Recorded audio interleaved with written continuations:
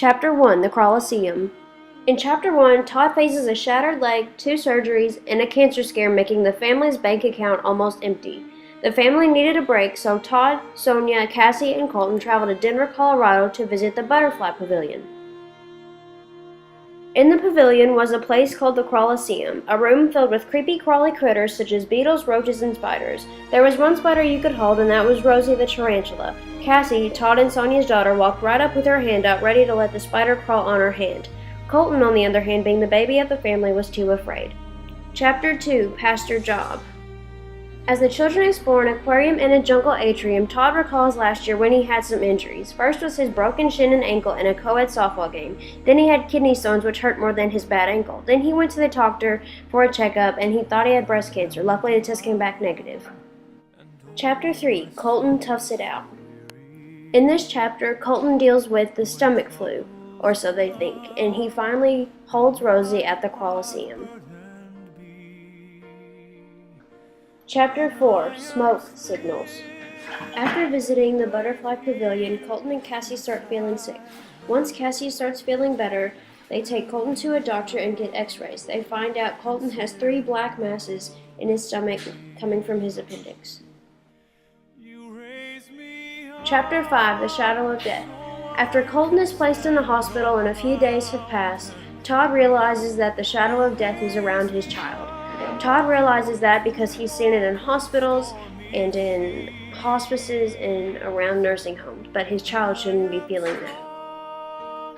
Chapter 16, North Platte. When the Burpos decide to drive to the General Hospital in North Platte, they get there and the doctor is on lunch break. When the doctor returns from his lunch, he realizes that he needs to perform a CT scan on Colton to figure out what's inside of his stomach. Chapter 7, I think this is it. After fighting with Colton, trying to get him to drink his contrast liquid for his CAT scan, the nurses finally take him back. When they were waiting, Todd and Sonia realized how much of a miracle Colton was because they had lost a baby right before they had Colton. They lost the baby girl in miscarriage. Chapter 8, Raging at God. When the Burpos find out that Colton has a ruptured appendix and needs surgery, Todd goes by himself, prays, and rages at God, wondering why he's going to take his son from him. Chapter 9, Minutes Like Glaciers. When the Burpos were waiting for Colton to get out of surgery, a doctor returns and says that surgery has went well. When they go back to Colton, they find out what they need to do to take care of him, and they have to wait in the hospital for a few days until he gets better, but they are very happy. Chapter 10, Prayers of a Most Unusual Kind. After about a week and Colton was feeling better, the Burpos decided to leave. Before they could, the doctor caught them, saying Colton might have another abscess in his stomach. They decided to perform another CT scan and surgery just in case, but they were glad to do it to make him feel better. Chapter 11, Colton Burpo, the collection agent. After the Burpos had finally come home from the hospital, they decided to look at the bills they needed to pay. As they were looking and saying that they didn't need to pay the doctor yet, Colton got mad at them for saying that because the doctor had saved his life, Jesus had told him. Chapter 12, Eyewitness to Heaven. While on a mini vacation to South Dakota, Colton Burpo brought up what he had seen during his surgery, which was Jesus. Since he was so entranced, Todd Burpo, his dad, brought it up one day while they were in the family basement, asking what he had seen.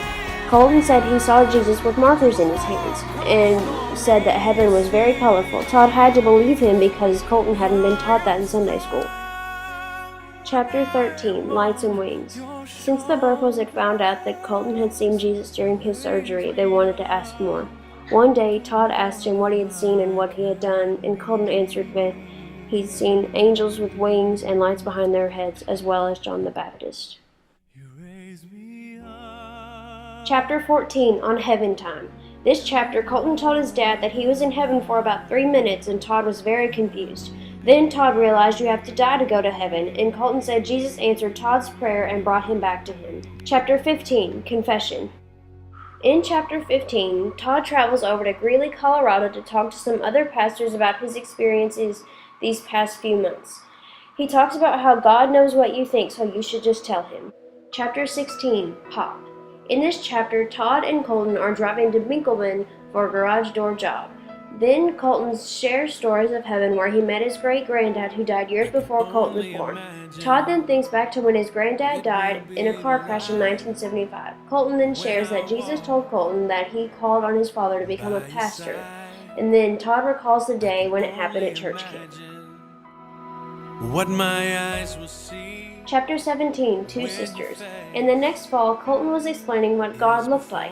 Then he told his parents that he had two sisters instead of one, Cassie. He had met the other sister who died a few months after conception, and his mom was very shaken up, since they didn't even know she was a girl.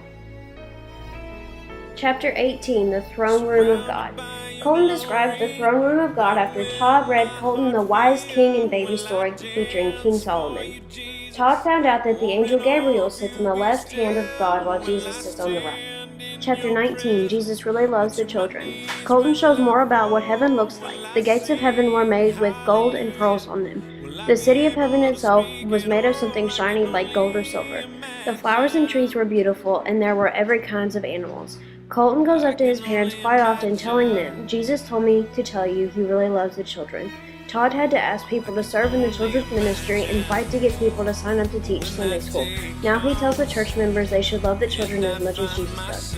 Chapter 20, Dying and Living. Todd asks his kids what Good Friday is about. Cassie says it's the day Jesus died on the cross, but when she was asked why, she was unable to answer. However, when Colton was asked, he knew the answer.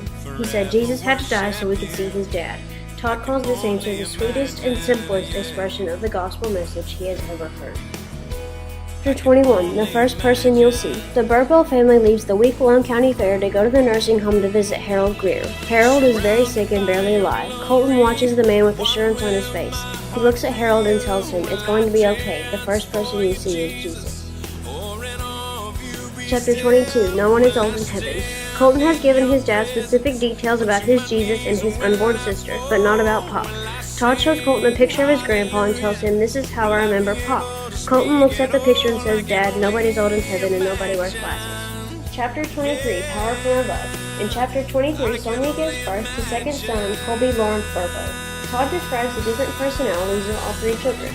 Cassie is the sensitive one, Colton the serious, and Colby the clown. Todd says, unlike adults, children pray without lapsing into prairies. Chapter 24, Allie's Mobile. It's 2005 and the family hires a babysitter, an 8th grader named Allie Thomas. One night, the children are left with Allie, and Todd and Sonia return home around 10 and find Allie in tears. Allie hesitantly asks Sonia if she once had a miscarriage. Earlier that evening, Allie found Colton sitting on his bed crying because he missed his sister. She offered to get Cassie from downstairs, but Colton clarifies that he missed his other sister in heaven. Allie later says that hearing Colton's story strengthened her faith. Chapter 25, Swords from Angels. The family goes to the movies to watch the new movie, The Lion, the Witch, and the Wardrobe. Sonia makes a remark how Colton must be disappointed that there are no swords in heaven, but Colton tells her she is wrong. When asked why, he replies that Satan isn't in hell yet. Colton says he asked for a sword, but Jesus refused, saying that it would be too dangerous. Colton also admits to seeing Satan during his stay in heaven. Chapter 26, The Coming War. A few months later, Colton goes on a long ride with Todd. They discuss where Pop is buried, and Colton says that Pop has a new body in heaven, but people who go to hell do not receive new bodies. Colton mentions a war in heaven where Jesus will defeat Satan. The women and children will stand back and watch while the men fight. Chapter 27, Someday We'll See. Todd shares Colton's story for the first time on January 28, 2007 in a sermon about doubting. The family spends 45 minutes after the service answering questions. The Burpos find out about another child from an atheist family. The girl had the same experience as Colton in heaven. At age 12, she paints a professional artwork depicting Jesus the way she remembers. The picture is shown to Colton, and years after dismissing pictures of Jesus, he claims that this one looks right.